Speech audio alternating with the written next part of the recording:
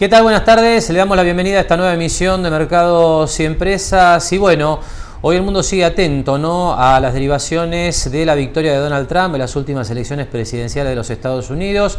Ya le comentábamos este tema, ¿no?, la última semana cuando decíamos que, bueno, las propuestas económicas con las que Donald Trump llevó adelante su campaña, bueno, suponen para países emergentes como la Argentina y también en general, ¿no es cierto?, para el resto del mundo económico, bueno, cierto cambio de escenario, ¿no? Y esto viene de la mano de políticas que ha anunciado Trump que tienen que ver con un amplio programa de infraestructura, también con reducciones impositivas, incluso con un programa para repatriar capitales, además, bueno, de esta idea de hacer una economía estadounidense más proteccionista que ha alarmado a todo el mundo. Y bueno, todo esto supone para el resto del planeta, en definitiva, un escenario de un dólar más fuerte, que es lo que se ha venido viendo, e incluso, y esto tal vez sea lo más relevante en los últimos días, bueno, tasas de interés más elevadas. Le voy a mostrar a continuación, porque es el dato que estamos siguiendo todos de cerca en el mercado en las últimas semanas, bueno, ¿qué ha pasado en los últimos días con la tasa a 10 años? Los bonos a 10 años de los Estados Unidos y su rendimiento,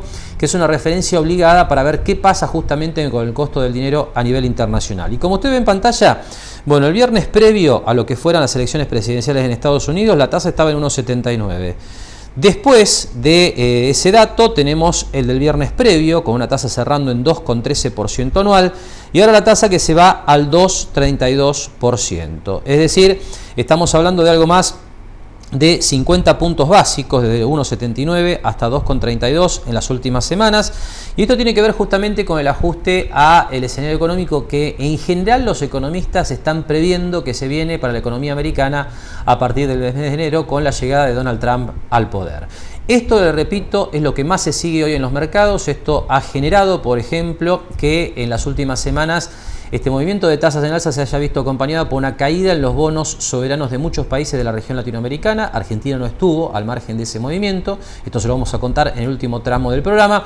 Y lo que sí tal vez estuvo algo más calmo en estos días es el mercado de cambios, ¿no? Recuerde usted que la semana anterior ya el dólar había saltado en países como México, como Brasil, como la Argentina también, como respuesta a estas novedades. Y bueno, esta semana, curiosamente, el peso argentino tal vez haya sido el más perjudicado, ¿no? El último dato que manejamos es un dólar vendedor minorista que está cerrando la semana en 15 pesos con 70, esto es 22 centavos más que el cierre que teníamos en la semana previa, cuando, por ejemplo, el real brasileño está terminando en 3,39 con dólar, que es el mismo nivel que tenía el viernes de la semana pasada. Reajustes que se van dando, obviamente, como siempre le hemos venido diciendo, en la Argentina en esta etapa está jugando muy a favor de la estabilidad cambiaria, la expectativa del blanqueo, que en principio parece que va a tener resultados más importantes que lo previsto, pero bueno, son todas variables para ir siguiendo dentro de este nuevo escenario que supone la llegada de Trump al gobierno estadounidense a partir del arranque del año 2017. Vamos a estar ampliando esta información, lo que ha sido la evolución del mercado a lo largo de los últimos días en el último tramo del programa, pero ahora le proponemos hablar de otra cosa.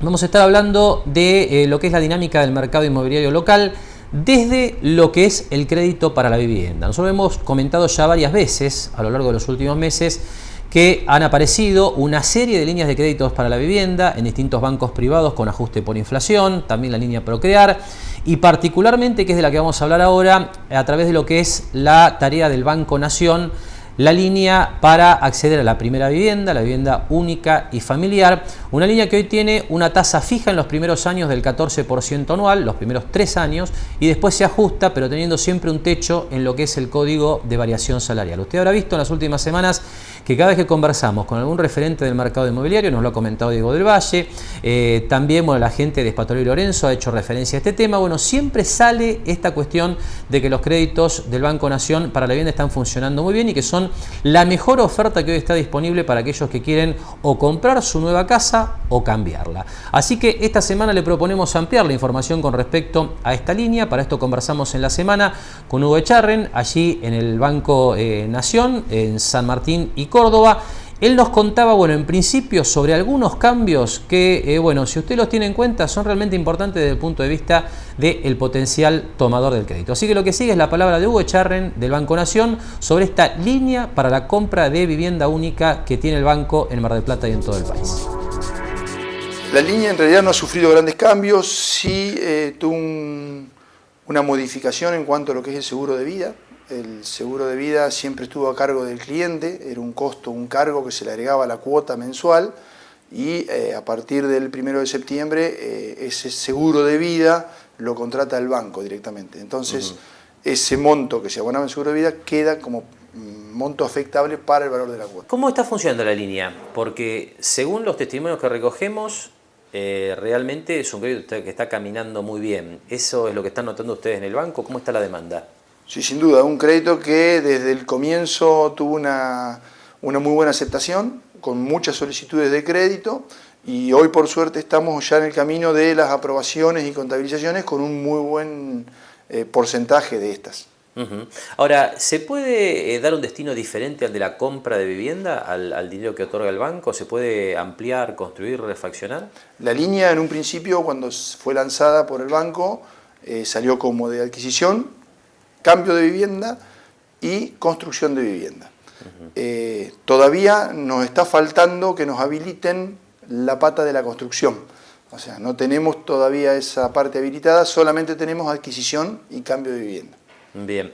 Ahora, Hugo, seguramente una de las grandes fortalezas de esta línea es la posibilidad de incorporar un codeudor, ¿no es cierto? ¿Cómo están trabajando esto? ¿Quiénes pueden sumarse como codeudor para, de alguna manera, sumar capacidad de repago del crédito? ¿Qué nos podés contar? El codeudor tiene que ser un familiar directo, siempre, padre, madre, hijo, hermano, del titular del crédito, de quien lo solicita, y tiene que tener ingresos que se puedan ver, ¿no es cierto? Ingresos declarados, ya sea responsable inscripto, monotributista o que trabaje en relación de dependencia. Siempre se considera el salario mínimo vital y móvil como base, o sea, el poder afectable de ese salario tiene que dejar libre lo que es el salario mínimo vital y móvil. Y por supuesto también se tienen en cuenta para lo que es la capacidad de afectar al repago del crédito los ingresos, el tema de otros créditos que estén pagando, ¿no es cierto?, las familias. Sí, sin duda. Cualquier crédito que el cliente tenga con anterioridad al que viene a solicitar, o se debe desafectar del monto que puede abonar la cuota, o se tiene que cancelar previamente a la contabilización del crédito que se está otorgando.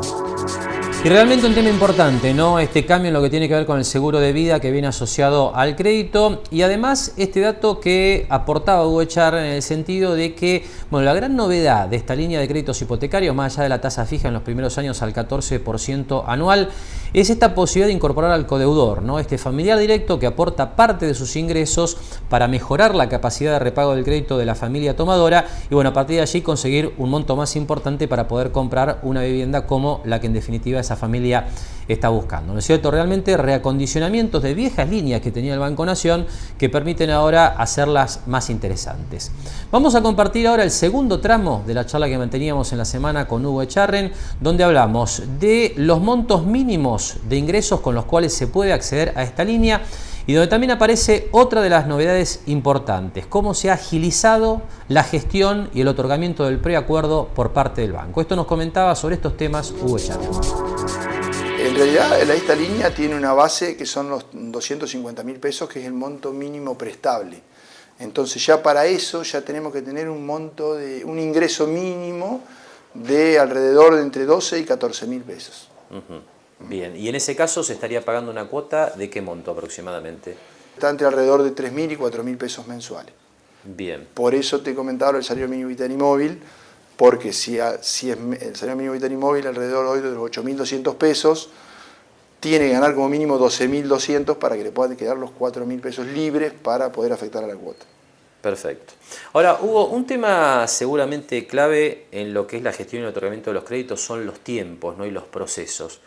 ¿Cómo está funcionando esto? ¿Se está respondiendo de manera ágil? ¿Cuánto tarda? ¿Qué nos podés contar? Por suerte hoy tenemos muy bien aceitada toda la operativa. Desde el momento en que llega la recepción de una carpeta, de un legajo a la sucursal, o sea que la sucursal recibe la solicitud del crédito, entre 48 y 72 horas se está dando el valor del preacuerdo. O se consulta con el cliente solicitante lo que nosotros le podemos asignar para ver si le sirve o no el monto que el banco le ofrece, ¿no es cierto? Y a partir de allí hay que buscar propiedad. A partir de ahí, una vez que ya tiene asignado el preacuerdo o acuerdo previo, el cliente ya puede buscar su propiedad, o en caso que ya la tenga, ya tendría que acercar planos y títulos de propiedad de la que va a adquirir para que el banco pueda hacer la tasación y en base a eso después otorgar el monto definitivo del crédito. Ahora, como último punto en relación a esta línea, ¿qué aspectos tiene que reunir la propiedad o qué requisitos tiene que tener la propiedad para que pueda ser hipotecable dentro de este crédito? Primero de todo tiene que ser habitable. No puede ser una propiedad que esté a medio construir o que tenga algún defecto importante que haga perder la garantía, ¿no es cierto? Y después no puede superar la propiedad el valor de los 2.800.000 pesos, el valor de tasación. Tanto de tasación como el de compra, al momento de poder hacer el trámite, tienen que ser inferior a los 2.800.000. Y hasta aquí entonces lo que nos contaba Hugo Echagüe allí en Banco Nación en relación a esta línea para adquirir o cambiar la vivienda única y familiar, seguramente la línea más interesante hoy en el mercado, ¿no es cierto? Siempre hemos comentado que en la medida en que caiga la tasa de inflación en la Argentina, como muchos analistas esperan, bueno, se van a hacer mucho más atractivas tal vez las líneas con ajuste justamente por la evolución de la inflación, ¿no es cierto? Que están ofreciendo hoy otros bancos privados, pero hasta tanto eso no se concrete, sin duda la línea del Nación es la que está liderando y empujando al mercado inmobiliario. Más allá de esta línea, queremos recordarle que el próximo 30 de noviembre está cerrando la inscripción para lo que es la segunda etapa del crédito Procrear para la vivienda. Usted recuerda en este sentido que hay una nueva edición de estos créditos que han sido reformulados y que funcionan de la siguiente manera. No se lo voy a recordar porque realmente vale la pena tener en cuenta los cambios que ha tenido esta línea que viene de varios años atrás aquí en la economía argentina. Fíjese usted el ejemplo que le estamos poniendo. Hoy, si una familia quiere comprar una propiedad de un valor de 1 millón de pesos, bueno, ese millón de pesos se integra básicamente en lo que es la propuesta de la línea Procrear Casa Propia con 3 segmentos distintos. Por un lado, la familia tiene que tener un ahorro de 100.000 pesos. Más allá de eso, el gobierno aporta un subsidio de 300.000 pesos y a partir de ahí surge el crédito hipotecario que la familia puede tomar en cualquier banco del sistema financiero, un crédito hipotecario con ajuste por inflación para completar el millón de pesos. Como usted ve, hay 3 pilares en este Procrear Casa Propia, es muy distinto del que teníamos vigente antes del cambio de gobierno, con lo cual es muy importante que la familia tenga un ahorro del 10% de valor de la propiedad y a partir de allí el subsidio del Estado, cuando hablamos de subsidio, es un aporte no reembolsable, es decir, es un bono que el gobierno le entrega a esa familia que accede a su primera vivienda y el resto sí, los 600.000 pesos son un crédito hipotecario en el que directamente el que define dónde lo va a tomar a ese crédito es justamente el que toma esa financiación. Es decir, uno se puede dirigir a cualquier banco que hoy tiene vigentes líneas de ajuste por inflación y a partir de allí se obtiene el financiamiento para esos 600.000 pesos. Realmente muy distinto este programa, que le recuerdo ya tuvo una primera etapa en la primera mitad del año donde se incorporaron 25.000 familias y el dato es que para esta segunda etapa, ya lo informó esto el último lunes Lances, hay 35.000 familias anotadas en todo el país. Le damos un dato más que tiene que ver con que el nivel de ingresos que tiene que tener el grupo familiar que quiera acceder a su vivienda propia con este programa tiene que estar entre los 15.120 pesos mensuales y los 30.240 pesos. Esto tiene que ver con una relación con el salario mínimo vital y móvil que hoy está vigente en nuestra economía. Y el segundo aspecto muy relevante y que también cambia con respecto al viejo Procrear es que la selección del tomador del crédito no se hace por sorteo como se hacía hasta el año pasado, sino que ahora se hace por puntaje social. Hay una serie de condiciones que están incluso presentes en la página web de ANSES, donde la ANSES justamente rankea en base a las distintas características del grupo familiar a cada familia y a partir de allí se asignan los beneficiarios de esta línea Procrear Casa Propia. Así que la reitero, la inscripción es hasta el próximo 30 de noviembre y bueno, usted ya tiene ahí en el pie de pantalla el sitio web de ANSES justamente específico de Procrear para tener más información o para directamente realizar inscripciones. Nosotros ahora vamos a hacer una nueva pausa en Mercados y Empresas y después de esa pausa seguimos hablando de créditos, pero ahora de créditos para PYME, porque hemos comentado hasta aquí una línea interesante que tiene el Banco Nación para la compra de la primera vivienda, también hay una línea muy interesante para las pequeñas y medianas empresas, así que vamos a estar con ese tema después de la siguiente pausa.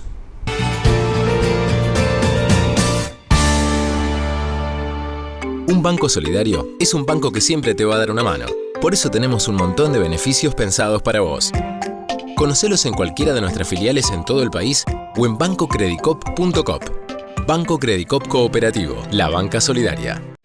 Lo esperamos en Mar del Plata Bursátil para asesorarlo en su mejor alternativa de inversión o financiación para su empresa o negocio. De lunes a viernes, de 10:30 a 17:30 horas en Corrientes 1723, teléfono 561-6000, www.mdpbursátil.com.ar.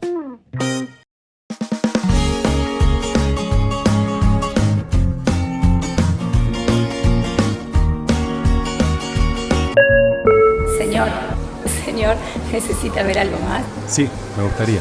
Séntete como en casa, séntete como en Fava, séntete bien, pásalo bien, séntete como en Fava. Grupo Petersen, desde 1920, construyendo el país.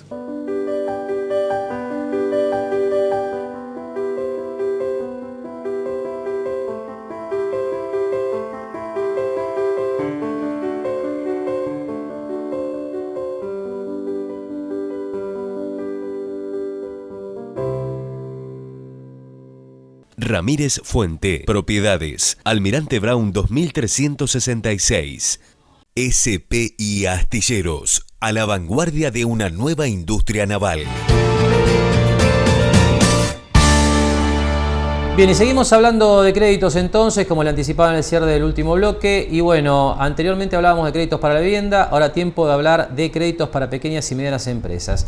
El tema es que aprovechamos la visita al Banco Nación para conversar también con el gerente zonal, Santiago Fabregat, que nos dejó algunos lineamientos sobre lo que es la línea denominada 400, una línea que tiene el banco para pymes que permite acceder a financiamiento hasta 10 años al 17% anual. Sobre esta línea, Santiago Fabregat nos comentaba lo siguiente. Es la línea 400 que tiene el banco hoy, con una tasa que en el mercado es, estimo, de lo mejor, y es para inversiones, inversiones de todo lo que sea industria nacional, tanto en automotor, en camionetas o en camiones de fuera nacional, y también para cualquier tipo de inversión que quiera hacer cualquier pyme, ¿no? Con un plazo de 5 años y puede llegar hasta 10 años. Bien, ahora Fabregat, estamos sobre el inicio de la temporada, ¿no? Y hay muchos que están haciendo sus inversiones en locales y demás. Y aquí la pregunta es, ¿esta línea la puede tomar un empresario del sector turístico, un comerciante? ¿Se puede usar ese dinero para este tipo de inversiones? Sí. La línea es amplísima. La puede tomar desde el sector turístico, el sector industrial, el sector comercial, el sector agropecuario. Todo el mundo puede llegar a este crédito. No es que esté apuntado a un sector. No, es amplísimo los sectores a los cuales está apuntado este préstamo. Bien, ¿es necesario ser cliente del Banco Nación? No, cliente o puede ser un nuevo cliente.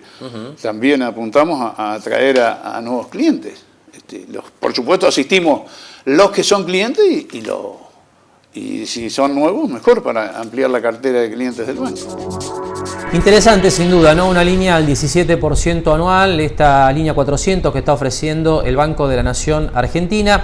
Y nos queda un último tramo de la charla que manteníamos con Santiago Fabregat, allí en el Banco Nación, en este caso haciendo referencia a otros servicios que tiene el banco para pequeñas y medianas empresas aquí en nuestro medio, pero con especial énfasis en lo que es una tarjeta para lo que es el financiamiento de compras de las pymes. Sobre este tema, Santiago Fabregat nos comentaba lo siguiente. Hoy el banco está teniendo, porque estamos subsidiando con tasa, entonces con alguna otra cosa tenemos que justificar los ingresos de nuestro banco. Entonces tenemos una tarjeta para el sector comercial e industrial, Pyme Nación, de muy buena entrada en el mercado nacional, y también la compañía de seguro. Tenemos una oferta muy amplia de productos para el sector agropecuario, la tarjeta Agronación, con más de 180 días de plazo, lo mismo que la Pyme Nación, pactan los pagos con las empresas. Así que es amplísima la gama de productos que tiene el banco para ofertar a la clientela. Ya te digo, desde las tarjetas de crédito como lo que es Nación Seguro, que es una empresa que está creciendo muy bien, y que esperemos que siga creciendo, por supuesto. Bien, ahora, ¿cómo funciona, yendo más al detalle, la tarjeta Pyme Nación? Porque seguramente hay muchas pymes que no han tomado contacto con este producto. Me da la sensación de que hay mucho más hábito en este tipo de cosas en el sector agropecuario y no tanto en la pyme de otros sectores. ¿Cómo le contaría, cómo le describiría el producto a la pyme que no ha entrado en contacto? Funciona de que tiene que haber, es como una tarjeta de crédito de banca individuo, o nativa, o cualquier otra de las tarjetas que tenemos, Master o Visa, nada más que esta es para el comercio. Y bueno, tiene que estar, tenemos que pelear y mucho también para adherir a empresas para que ese comerciante pueda comprar con esa tarjeta. La tarjeta tiene un costo hoy en el mercado del 22%, así que digamos, el interés, ¿no? ¿Cómo inicia las gestiones una pyme para acceder a esta tarjeta? Se tiene que vincular al banco porque en definitiva la tarjeta es un crédito, porque le fijamos un límite y con ese límite el cliente sale a comprar. Así que lo mismo que cualquier empresa que se quiere sacar un crédito por la 400, lo que hablamos hace un par de minutos atrás, tiene que hacer para la tarjeta Pyme Nación.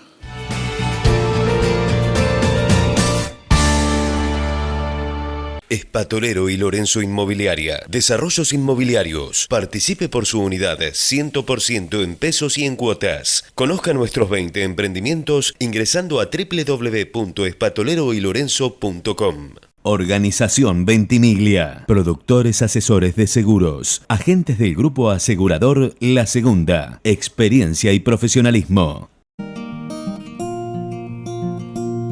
¿Te diste cuenta que lo que tenés en el banco lo cuidás con algo mucho más valioso que tenés afuera?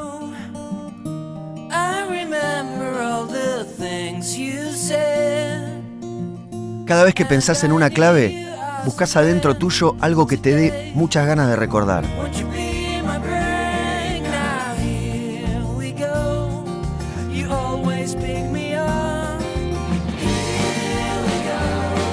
Por eso las claves no son solo números y letras. Siempre están hechas de momentos o personas que marcaron nuestra vida.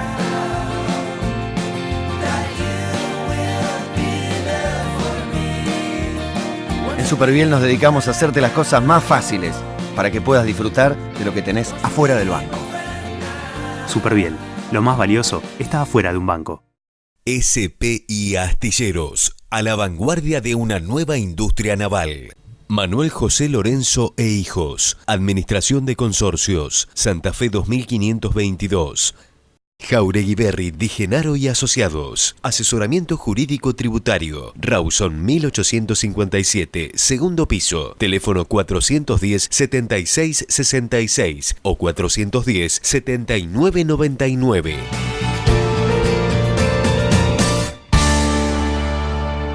Bien, y cambiamos de tema, pasamos a hablar ahora en Mercados y Empresas sobre la demanda de profesionales para el sector TICs, ¿no? Un problema que usted sabe tiene no solamente la Argentina, sino prácticamente todos los países del mundo, porque realmente cuesta mucho, ¿no? Que los jóvenes, a pesar de usar mucha tecnología desde edades muy tempranas, bueno, cuesta mucho que los jóvenes se vuelquen al estudio de carreras duras y particularmente y curiosamente, ¿no? Las carreras vinculadas con las tecnologías de la información y la comunicación, que uno sabe por lo que es la demanda y oferta laboral en la Argentina y otras partes del mundo, hoy permite a cualquier joven que justamente aprenda este tipo de disciplinas insertarse sin ningún problema en el mercado laboral, ¿no? Esto tiene que ver un poco con el desempleo estructural en el sentido de que, bueno, aparecen tasas de desempleo altas, como tiene hoy la economía argentina, por encima del 9% de la población económicamente activa, pero al mismo tiempo un déficit del sector que trabaja básicamente con tecnología, en lo que tiene que ver justamente con personal calificado para esa industria. Así que nos pareció interesante cuando estamos cerrando el año, cuando muchos jóvenes están decidiendo qué estudiar desde el año 2017, bueno, conversar sobre estas cuestiones con un especialista, ¿no? Porque realmente la Universidad KS, desde su fundación hace unos 50 años, se ha especializado en el tema vinculado con la informática y la tecnología, y bueno, así que nos pareció oportuno conversar con el secretario académico aquí en la ciudad de Mar del Plata, Jorge Finocchieto, acerca de esta problemática. Y sobre esta cuestión, Jorge Finocchieto en principio nos comentaba lo siguiente. es notable porque yo creo que todos los estudiantes del secundario deben tener una gran actividad en el mundo tecnológico, manejan celulares, manejan juegos, manejan una cantidad de elementos mejor que sus padres seguramente. Ahora, a la hora de tomar la decisión son mucho más tradicionales de lo que nosotros pensamos. Son pocos los que miran el mundo laboral a esa edad. Es decir, si miran el mundo laboral, estas carreras son de plena ocupación. Hay un déficit enorme y no es un tema de la Argentina, no es un tema de Mar del Plata, es un tema del mundo. Básicamente, la preocupación por formar gente en tecnología es una preocupación, yo creo que mundial. De hecho, todos los aportes que hacen el Estado desde el punto de vista de becas, subsidios, tratan de solucionar este problema porque son áreas de vacancias en todo el mundo. Así que, bueno, esto es un trabajo que quizás habría que pensarlo casi, yo diría, desde el comienzo, desde el jardín de infantes, diría. Ahora, ¿esto tiene que ver con que son carreras duras, carreras difíciles? A ver, yo creo que antiguamente una carrera se definía como dura cuando tenía mucha matemática, mucha física, mucha química, o sea, lo que a todos les costaba en el secundario. Yo creo que lo que tiene que el chico pensar es que se apasione con esto. Nada es duro cuando uno se apasiona en el tema. Y yo creo que quizás las universidades hemos pecado un poco de no mostrar esa posibilidad de apasionarse, de motivar al alumno. Es decir, yo creo que los chicos las consideran duras, pero porque no han ingresado a estudiarlas de la forma que hoy en día se estudian las carreras. La física que se estudia en sistemas no es la misma física que se estudia en electrónica, no es la misma física que se estudia en las carreras de física. Entonces yo creo que hay una percepción negativa, pero quizás en el momento que se toman la decisión de estudiar alguna, no digo solamente en KS, sino en cualquier universidad, se van a encontrar que sí, dificultades hay, pero depende de la formación de cada uno. Yo creo que también en la carrera de Derecho, estudiar todo teórico para algunos debe ser una dificultad enorme, prefieren hacer cálculos. Bueno, eso es un poco lo que en este momento pasa. Yo definiría básicamente que son carreras, como todas las carreras universitarias, que tienen que soportar una cierta cantidad, digamos, de tensión y horas dedicarles al estudio. Eso es indudable, es así. Bien, y realmente curioso, ¿no? Este problema de que los jóvenes sigan teniendo poco interés en estudiar este tipo de carreras. Incluso decía Finochietto que se desaprovechen becas y programas del Estado justamente que asisten financieramente a los jóvenes para que se formen en este tipo de disciplinas. Todo un dato, ¿no? Que curiosamente hace esto que le comentaba anteriormente de generar ese desempleo estructural de gente que no tiene trabajo y de empresas que no consiguen trabajadores calificados dentro de esta industria tan pujante en todo el mundo. Y bueno, otro dato interesante en lo que tiene que ver con las carreras de tecnología y lo que es la propensión de los jóvenes a sumarse a este tipo de iniciativas es que las carreras se van ayornando y actualizando permanentemente, ¿no? Y sobre este tema justamente Jorge Finochietto nos comentaba que CAES está lanzando desde el año próximo una nueva licenciatura con una orientación específica hacia el negocio tecnológico. Bueno, nosotros hace ya unos cuantos años estamos evaluando las necesidades del mercado. Básicamente hemos diferenciado las necesidades que tienen las empresas, o sea, las empresas tecnológicas, las empresas que se dedican justamente al desarrollo de software, las empresas informáticas. Y siempre hay un reclamo como que falta esa formación más específica hacia el área de los negocios tecnológicos. Esta carrera que nosotros estamos lanzando aquí en Mar del Plata, es una carrera que ya CAES la tiene hace unos años en Buenos Aires, cumple un requisito que las hace diferencial en el sentido que es una carrera de sistemas, de informática, pero que tiene una formación complementaria orientada hacia el mundo de los negocios. Básicamente, la persona que estudie este tipo de carrera tiene una opción más dentro de lo que son las carreras informáticas de conocer herramientas del negocio informático vinculado a lo que es marketing digital, todo lo que tenga que ver con experiencia de usuario, todo lo que tenga que ver con nuevas tecnologías o nuevas propuestas tecnológicas que en alguna medida marcan una diferencia. Supongo que en Mar del Plata seríamos casi los únicos que tendríamos esta oferta. Y también una cosa importante, es una carrera que tiene 4 años, es decir, es una carrera de una formación tradicional.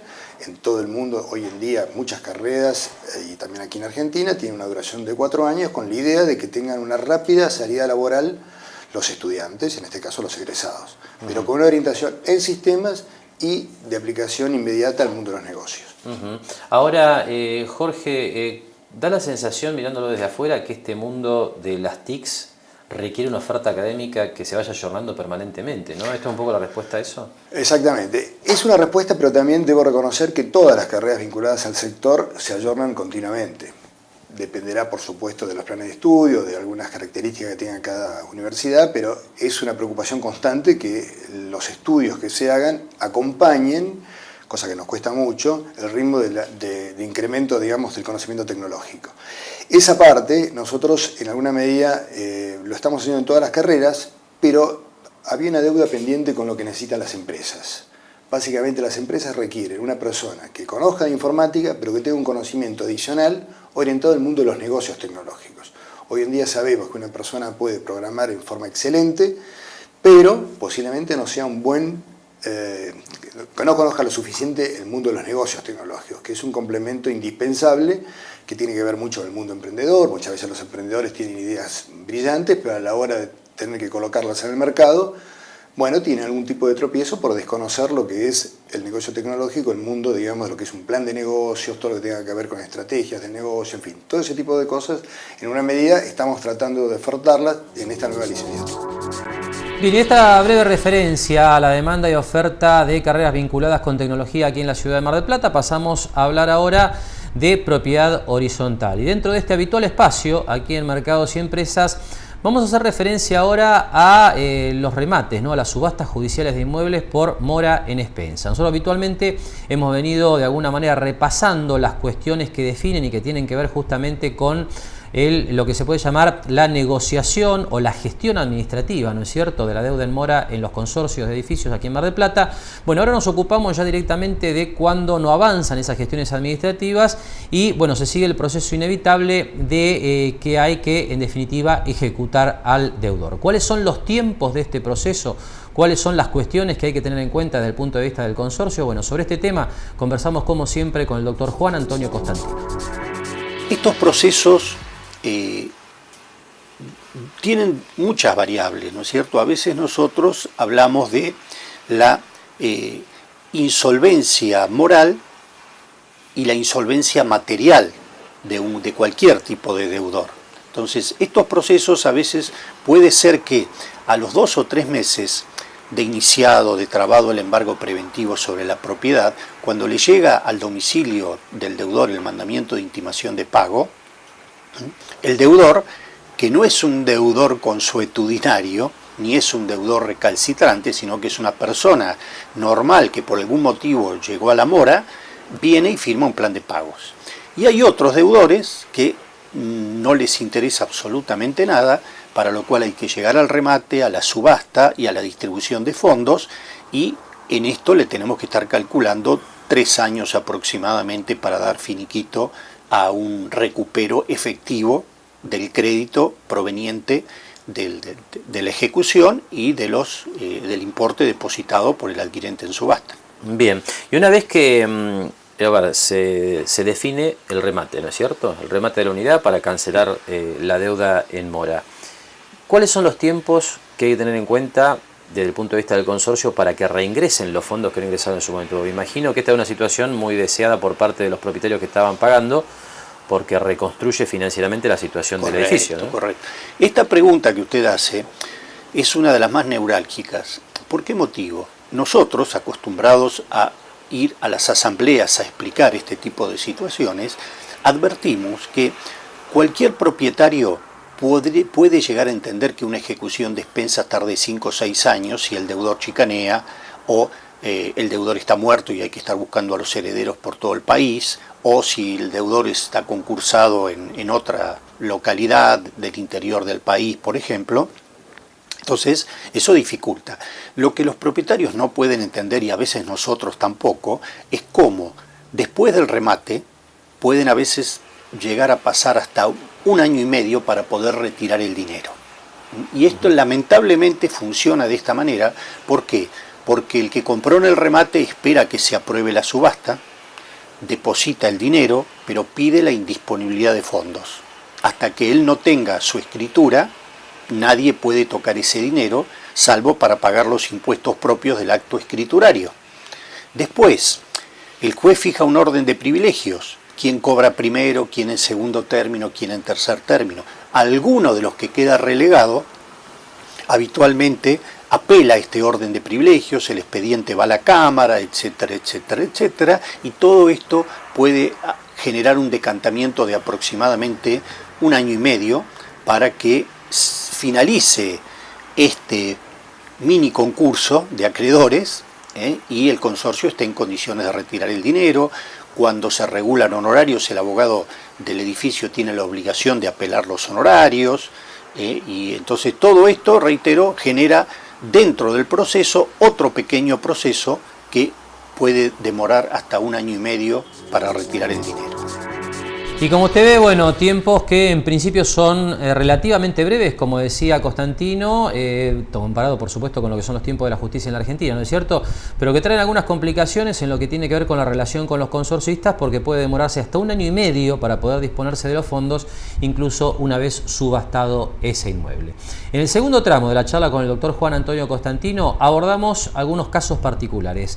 ¿Qué pasa, por ejemplo, si el departamento, el inmueble a ser rematado, figura como bien de familia justamente para el deudor? Y aparecen aquí en este segundo tramo de la charla también otras cuestiones realmente interesantes que tienen que ver con otras propiedades que tienen características que impiden que puedan ser embargadas o ejecutadas. Sobre estos temas, el doctor Constantino los comentaba lo siguiente. Una de las excepciones a la oponibilidad del bien de familia contra un acreedor es el crédito por expensas. Con anterioridad al Código Civil y Comercial, la Ley 14.394, que regulaba el instituto del bien de familia, decía que el bien de familia era oponible a todos los acreedores posteriores a la constitución del bien de familia, excepto entre ellos los gastos de construcción o de conservación. Sería una injusticia total y una total ilogicidad que si yo hago ampliar mi vivienda y la tengo constituida como bien de familia, después yo le diga al constructor, no le voy a pagar la ampliación de la vivienda porque lo tengo como bien de familia y usted no me puede ejecutar. Esa era una excepción. Con el Código Civil y Comercial ahora se aclara expresamente, si bien el instituto en sí del bien de familia no está como bien de familia, pero tiene los mismos efectos, se aclara expresamente que es inoponible al crédito por expensas la existencia del bien de familia. ¿Cuál es la dificultad que se pueda presentar? Es que cuando está como bien de familia hay que promover un incidente de desafectación de bien de familia. Y lleva un tiempo, pero se puede subastar. De la misma manera, hay otros inmuebles que son inembargables e inejecutables, como por ejemplo, y esto es muy importante tenerlo en cuenta, los inmuebles adquiridos con créditos del Banco Hipotecario Nacional o con créditos del Banco Provincia o con créditos del anterior Banco Nacional de Desarrollo son inembargables. Lo que muchas veces la gente no tiene en cuenta, e incluso en algunas inmobiliarias no conocen esto y lo toman como garantía, es que la Suprema Corte de la Provincia de Buenos Aires y la Corte Suprema de Justicia de la Nación tienen dicho que esa inembargabilidad se mantiene aun cuando el crédito esté cancelado, por razones tuitivas de la vivienda. ¿Correcto? Pero esa inembargabilidad e inejecutabilidad no es oponible al crédito por expensas. Porque, para explicarlo en una situación sencilla, si yo compro un departamento, un local de negocio, y al otro día que lo compré lo pongo como bien de familia, podría vivir toda mi vida sin pagar expensas, lo cual resultaría algo absolutamente injusto y lógico esta posibilidad. Por eso, para sintetizar su pregunta, el bien de familia no es obstáculo para que pueda subastarse un inmueble por expensas.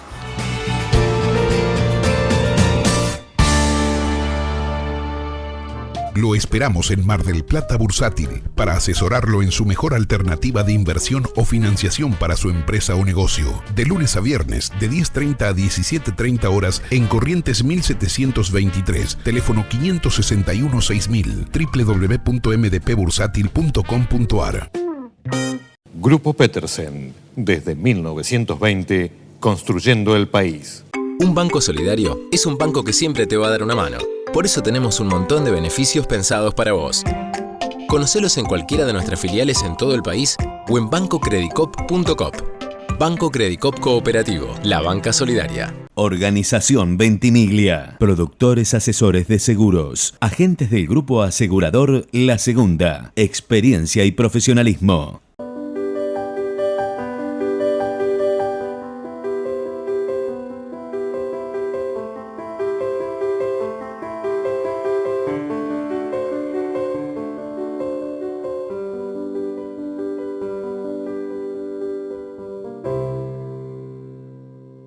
SPI Astilleros, a la vanguardia de una nueva industria naval. Ciano y Asociados SRL. Administración de Consorcios. San Lorenzo 3391, Mar del Plata. Jauregui Berry, Di Genaro y Asociados. Asesoramiento jurídico tributario. Rawson 1857, segundo piso. Teléfono 410-7666 o 410-7999.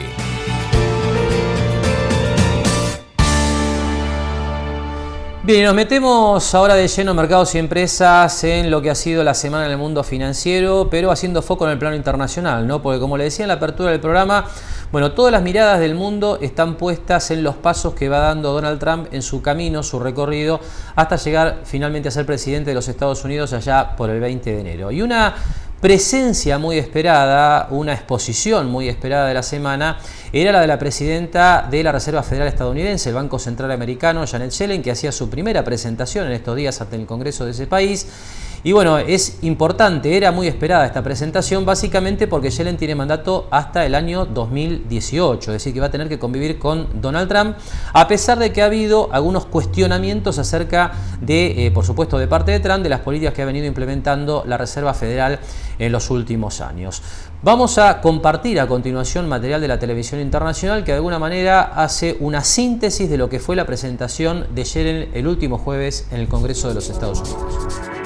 La presidenta de la Reserva Federal, Janet Yellen, pidió hoy más claridad al gobierno del nuevo presidente electo de Estados Unidos, Donald Trump, antes de valorar sus efectos sobre la economía y actualizar sus perspectivas. Y es que en el plan económico del presidente electo republicano se espera que se incluya un agresivo estímulo fiscal a través del aumento del gasto público en infraestructura y en reducción de impuestos, lo que podría acelerar el ritmo de ajuste monetario en Estados Unidos para evitar un sobrecalentamiento de la economía. Yellen hizo estas afirmaciones en su comparecencia ante el Comité Conjunto de Economía del Congreso de Estados Unidos, su primera aparición pública tras la victoria de Trump, que la ha criticado duramente por prolongar el estímulo monetario tras la crisis de 2008 y mantener los tipos de interés a niveles excepcionalmente bajos, actualmente entre el 0.25% y el 0.50%. También la ley de reforma del sistema financiero Dodd-Frank ha sido motivo de críticas por parte del presidente electo, una legislación que Yellen ha defendido junto a la independencia de la Reserva Federal. La responsable de la Fed recalcó su intención de cumplir hasta el final con su mandato que culmina en enero de 2018.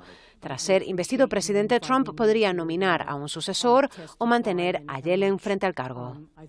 Los mercados recibieron el discurso de Yellen con optimismo y mantuvieron su modesta senda alcista, con la expectativa de la próxima reunión de la Fed en diciembre, la última del año, en la que se espera una subida de los tipos de interés de 1/4 punto.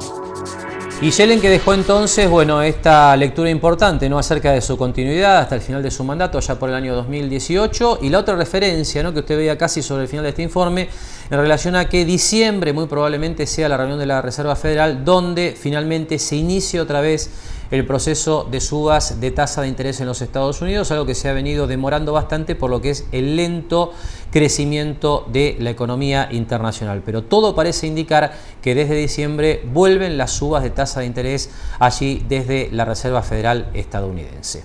Hubo otras cuestiones, por supuesto, vinculadas con, bueno, lo que es el camino de Donald Trump hacia la presidencia estadounidense en la semana. Hubo ahí una serie de declaraciones de funcionarios chinos, obviamente preocupados por esta idea de Donald Trump de ser más proteccionista, incluso de tratar de repatriar inversiones americanas que hoy están produciendo justamente en China. Obviamente una respuesta con la intención de marcar territorio, ¿no es cierto?, desde parte del gobierno chino. Pero bueno, incluso desde Europa, ¿no?, aparece cierta preocupación acerca de lo que van a ser los futuros pasos en materia de política económica por parte de la administración de Donald Trump. Sobre este tema compartimos ahora material de la agencia de noticias internacional Euronews. ¿La cena del pánico o solo una cena de trabajo? Depende de las interpretaciones. En todo caso, el mensaje de la UE, tras el encuentro de anoche en Bruselas, previo al Consejo de Ministros, es que esté quien esté en el despacho oval, la UE y Estados Unidos seguirán siendo aliados. Somos conscientes de que en el otro lado del Atlántico entenderán las relaciones más a la americana y por eso tiene que haber más Europa de este lado. Pero nadie pone en entredicho el resultado de las elecciones o nuestra disposición a trabajar con Estados Unidos.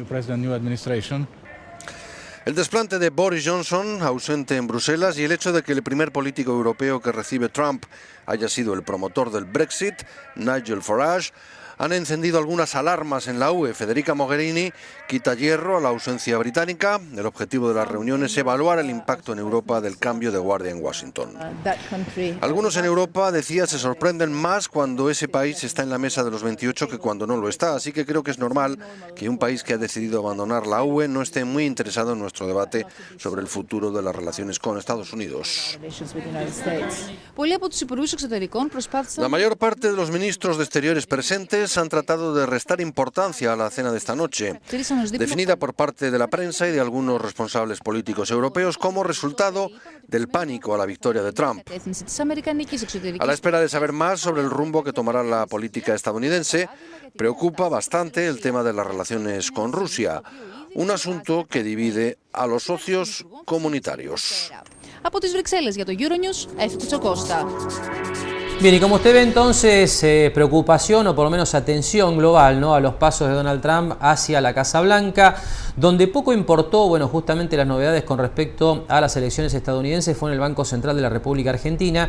Y le cuento esto porque el último martes, incluso siendo criticado por muchos analistas, Federico Sturzenegger, el presidente de la entidad, decidió volver a bajar la tasa de interés de las letras. ¿Por qué la crítica? Bueno, básicamente porque se entendía que en un contexto de mayor presión alcista sobre el dólar, bueno, seguir bajando la tasa de interés podía de alguna manera fogonear justamente esa suba del tipo de cambio, cosa que en realidad hasta el momento no hemos visto, porque si bien el dólar saltó en la apertura de la semana, el día lunes desde allí se movió con mucha tranquilidad. Pero le mostramos a continuación, bueno, cómo quedaron las tasas de las Lebacs, medio punto en promedio más o menos abajo de lo que fue la colocación de la semana previa.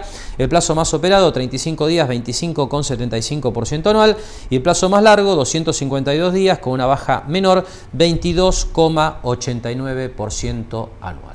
Nosotros ahora vamos a hacer una nueva pausa de mercados y empresas y después de la pausa ya entramos en comunicación telefónica con Mar del Plata Bursátil para contarles desde allí cómo está cerrando la semana en la bolsa. Eso después de la pausa.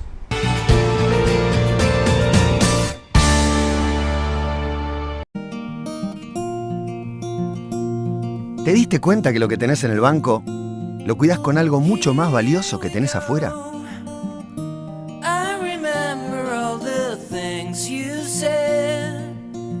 Cada vez que pensás en una clave, buscás adentro tuyo algo que te dé muchas ganas de recordar.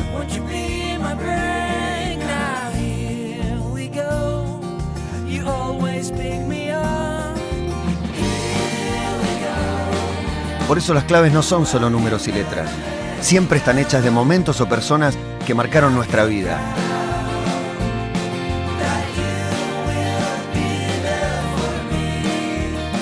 En Superbiel nos dedicamos a hacerte las cosas más fáciles para que puedas disfrutar de lo que tenés afuera del banco. Superbiel, lo más valioso está afuera de un banco.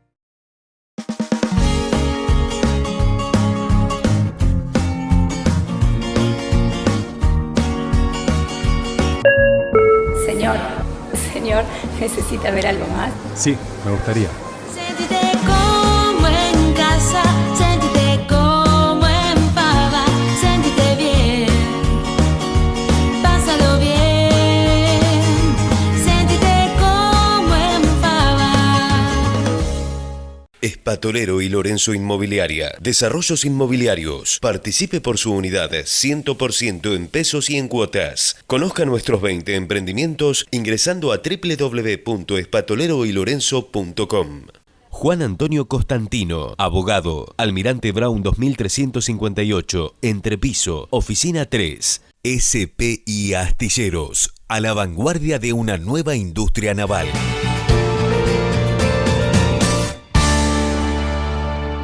Bien, último tramo de mercados y empresas, y ya nos metemos de lleno entonces con el cierre semanal en la bolsa.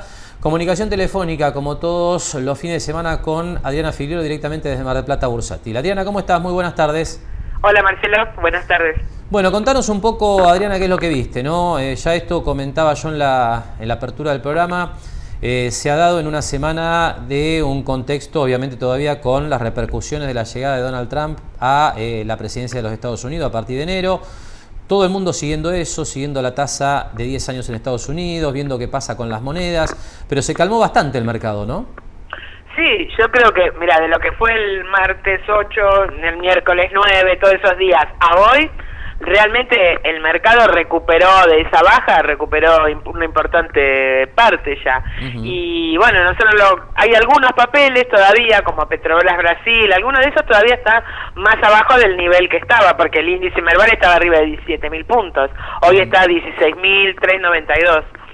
Pero sí, lo notamos, inclusive lo que vemos es como que los bonos, inclusive los que están dolarizados, la cotización en pesos hizo un salto y ahora se ha quedado. Y realmente volumen está bastante expectante el mercado, ¿no? Porque hoy, por ejemplo, bueno, hoy es viernes y no sé si es porque realmente en Buenos Aires por las marchas, por lo que sea, pero es como que se ve re poco volumen, es un día muy tranquilo, ¿no? Como que nosotros decimos no pasa nada hoy.